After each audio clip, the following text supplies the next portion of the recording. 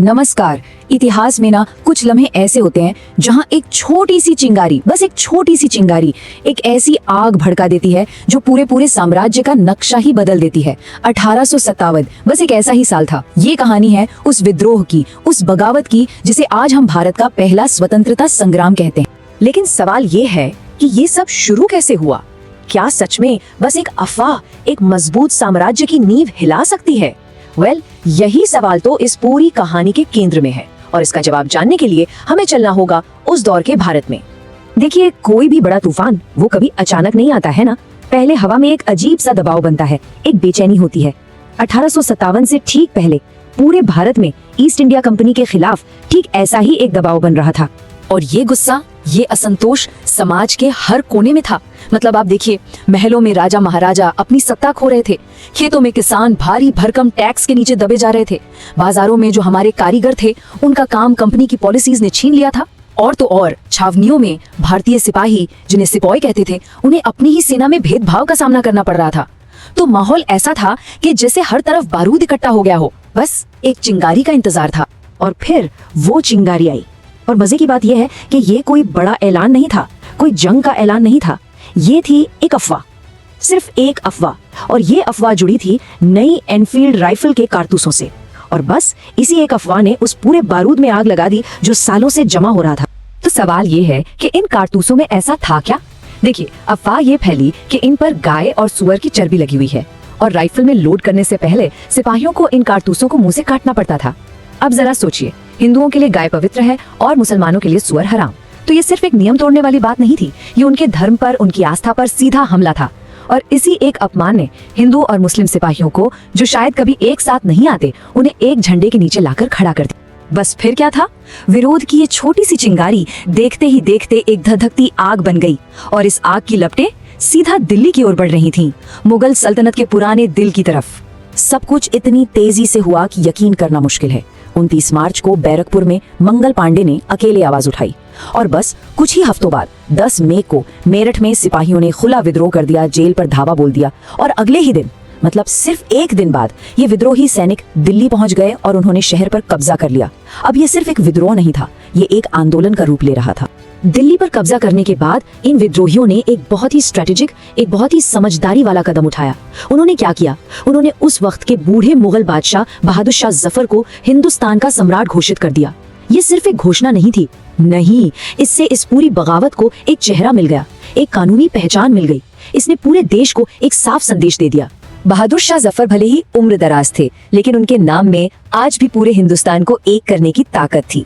और उनकी ये मशहूर लाइन, गाजियों में बू रहेगी जब तलक ईमान की, तख्ते लंदन तक चलेगी तेग हिंदुस्तान की, ये उस दौर के जज्बे को, उस जोश को क्या खूब बयां करती है। तो जैसे ही दिल्ली पर कब्जे की खबर फैली, ये विद्रोह की आग जंगल की आग की तरह पूरे उत्तर भारत में फैल गई। और इसी आग से निकले कई ऐसे हीरो, ऐसे नायक और नायिकाएं जिनकी कहानियां सुनकर आज भी सच में रोंगटे खड़े हो जाते हैं। मतलब हर जगह एक नया लीडर सामने आया। दिल्ली में बहादुर शाह जफर इस विद्रोह का चेहरा बने, तो कानपुर में नाना साहेब और तात्या टोपे ने अंग्रेजों को जबरदस्त टक्कर दी। लखनऊ में बेगम हजरत महल ने अवध की आजादी का परचम बुलंद किया। उधर बिहार में 80 साल के वीर कुंवर सिंह ने ऐसी तलवार चलाई कि अंग्रेजों के होश उड़ गए। और हाँ, झांसी में रानी लक्ष्मीबाई, वो वीरता की एक ऐसी मिसाल बनी जो इतिहास में हमेशा के लिए अमर हो गई। और रानी लक्ष्मीबाई का वो एक वाक्य, मैं अपनी झांसी नहीं दूंगी, आज भी हर किसी की जुबान पर है। ये सिर्फ एक नारा नहीं था, ये उस हिम्मत, उस स्वाभिमान का प्रतीक था जो इस पूरे संग्राम की, इस पूरी लड़ाई की आत्मा थी। लेकिन इतनी बहादुरी, इतने बलिदान के बाद भी इस विद्रोह को आखिरकार दबा दिया गया। तो एक बड़ा सवाल मन में आता है कि आखिर ये क्रांति असफल क्यों हुई? कहाँ कमी रह गई? तो चूक कहाँ हुई? देखिए, एक तरफ था जोश, हिम्मत और अपनी जमीन के लिए मर मिटने का जज्बा, पर दूसरी तरफ थी अंग्रेजों की ऑर्गेनाइज्ड सेना। उनके पास बेहतर हथियार थे और एक बहुत ही क्लियर कट स्ट्रेटजी थी। हमारे लड़ाकों में एक सेंट्रल प्लानिंग की कमी थी, एकता की कमी थी, जबकि अंग्रेज एक मजबूत कमांड के साथ लड़ रहे थे। तो ये बहादुरी और रणनीति के बीच की एक, कह सकते हैं, एक तरफा लड़ाई साबित हुई। लेकिन एक मिनट, क्या जंग के मैदान में हार जाने का मतलब ये है कि सब कुछ हार गए? शायद नहीं। 1857 की जो असली कहानी है ना, वो उसकी हार में नहीं, बल्कि उस हार से निकली एक ऐसी जीत में छिपी है जिसने आने वाले भारत का भविष्य ही तय कर दिया। हाँ, जो इमीडिएट रिजल्ट्स थे वो बहुत बड़े थे। 1858 तक इस विद्रोह को बड़ी बेरहमी से कुचल दिया गया। ईस्ट इंडिया कंपनी जो इतने सालों से भारत पर राज कर रही थी, उसका राज खत्म। अब भारत पर सीधा ब्रिटिश क्राउन का शासन था, मतलब सीधे रानी का राज, और बहादुर शाह जफर को देश निकाला देकर रंगून भेज दिया गया। और इसी के साथ सदियों पुराने मुगल साम्राज्य का सूरज भी हमेशा के लिए डूब गया। लेकिन इन सारे बदलावों से भी बड़ी एक चीज थी जो इस विद्रोह ने भारत को दी, एक ऐसी चीज जो पहले थी ही नहीं, और वो थी एक यूनिफाइड नेशनल आइडेंटिटी, एक साझा राष्ट्रीय पहचान। सोचिए, ये पहली बार था जब पंजाब से लेकर बिहार तक हिंदू, मुसलमान, किसान, सैनिक सब एक दुश्मन के खिलाफ भारतीय बनकर लड़ रहे थे।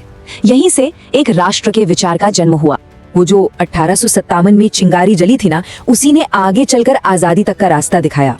इसी विद्रोह ने राष्ट्रवाद की वो नींव रखी जिस पर 1885 में इंडियन नेशनल कांग्रेस बनी, और फिर अगले 90 साल के लंबे संघर्ष के बाद 1947 में जाकर हमें आजादी मिली।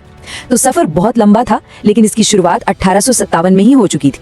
और इसीलिए मैदान में हारने के बाद भी 1857 के इस महासंग्राम को भारत का पहला स्वतंत्रता संग्राम कहा जाता है। क्यों?